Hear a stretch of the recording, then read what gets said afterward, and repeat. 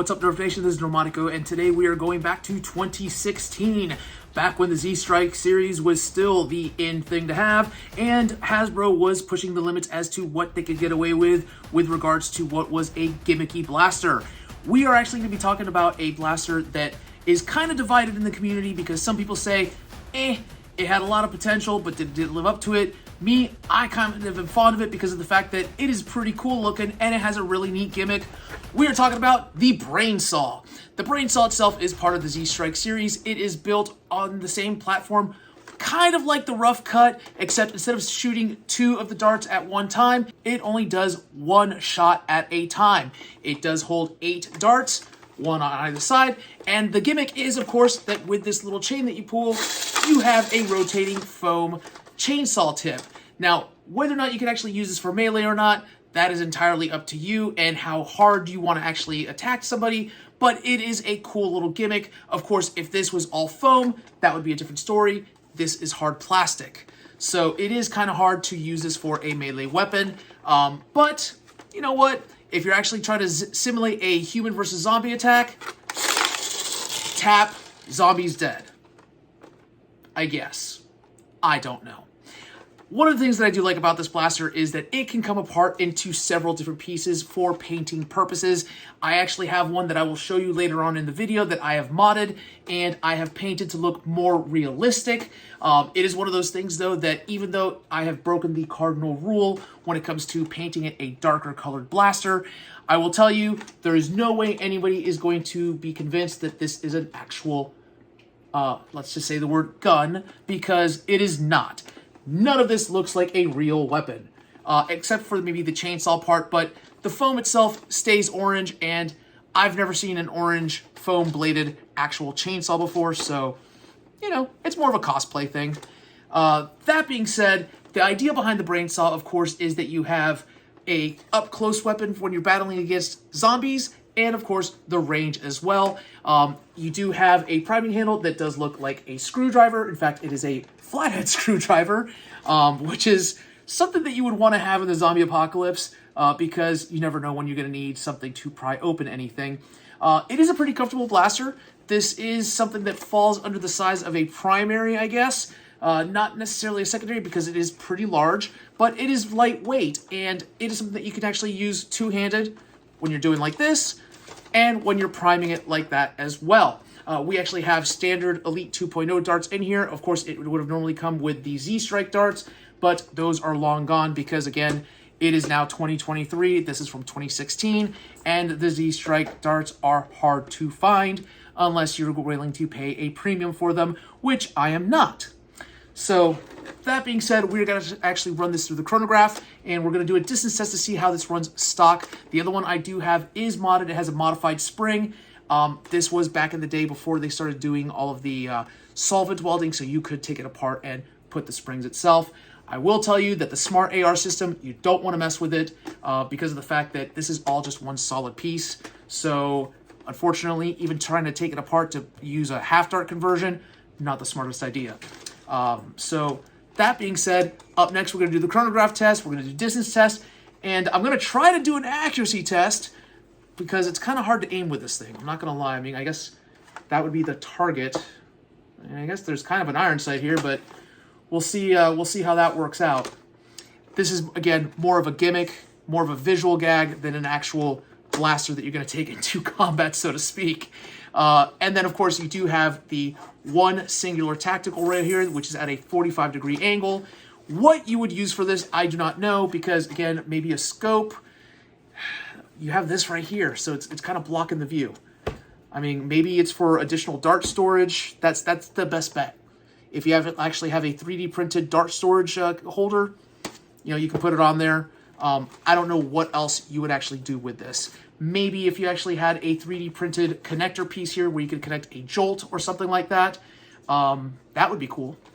But yeah, I don't see much use for the tactical rail here. If you have any tactical rails that you've done with this other than the ones I've described, please let me know in the comments because I would really like to know what would be a good use of this tactical rail for my next cosplay because, I mean, it is a cool blaster, I'm not going to lie. This did retail at around $29.99 when it was on the shelves. Nowadays, you can find people that are trying to resell it for much more, only because of the fact that it is a little bit of nostalgia, and they are not the easiest to find in pristine condition, mainly because of the fact that this cord itself, when you actually play with it too hard, it can snap. I will tell you that fixing that is real simple. It's just something that's tied up on the inside. I've taken 2 of these apart. I actually purchased one that was broken on eBay to see if I could fix it. I want to say that there was a YouTube video of this YouTuber that was trying to fix it and said, "Oh, sorry, we can't even open it. It's broken," because they had a hard time taking the actual handle off. Of course, I was able to do it without a problem, and I literally paid, I think it was 25 cents for a really cool blaster because I took the time to actually study it and fix it. Speaking of which, I want to actually hop on a soapbox really quick regarding modding and the Nerf community. This is one of those things, parents, if you have younger children that are into the Nerf hobby, teach them to tinker. Here's why. With these blasters, you can fix them, the older ones specifically. So they're not designed to be, how can I say, go obsolete. Some of the Elite 2.0 series, the older Elite 2.0s are, however, with enough ingenuity, and as I've been saying lately in the modding forums, where there's a will, there's a way. You can actually teach your young one to take them apart, fix them, and make them just as if they were brand new. That is one of the things that I do with G-Rex all the time, because again, we believe in giving second chances to broken things, including the blasters, as well as, well, people in general. So, as I said, we're going to actually do the Chronograph test and all the other tests, and then we'll be back with the final thoughts regarding the Brainsaw.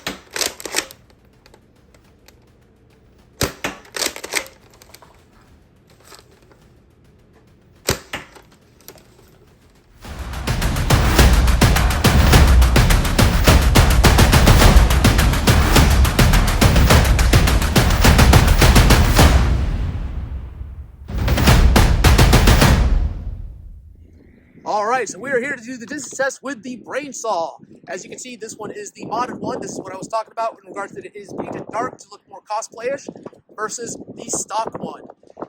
This one has an upgraded spring. This one is stock. We are now going to do a distance test. We're actually going to shoot all 8 rounds because of the law of diminishing returns using a smart AR system. So you can see just how, I guess, weaker it goes the more darts you fire.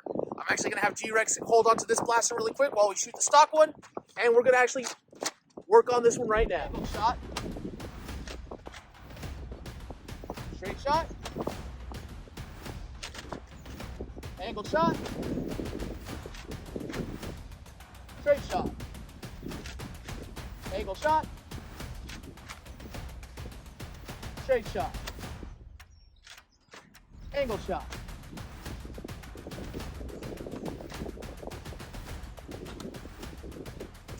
We're going to do a quick dart recovery, and we'll be back with the modded one. All right, so now we're going to actually try the modded one, see how well this one performs in comparison.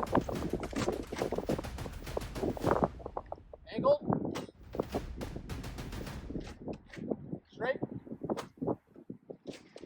Angle.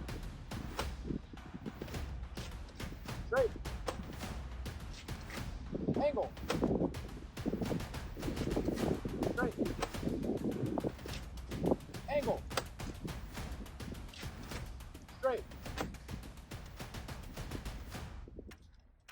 I'm going to do a dart recovery, and we're going to get those numbers on the board here.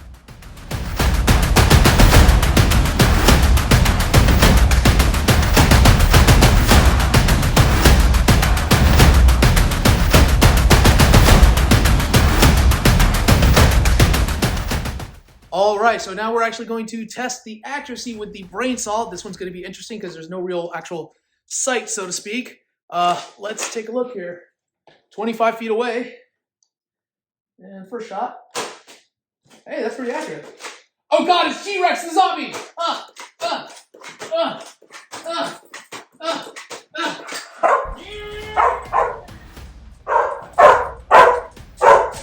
that is how we take care of zombies in the Nerf Wars.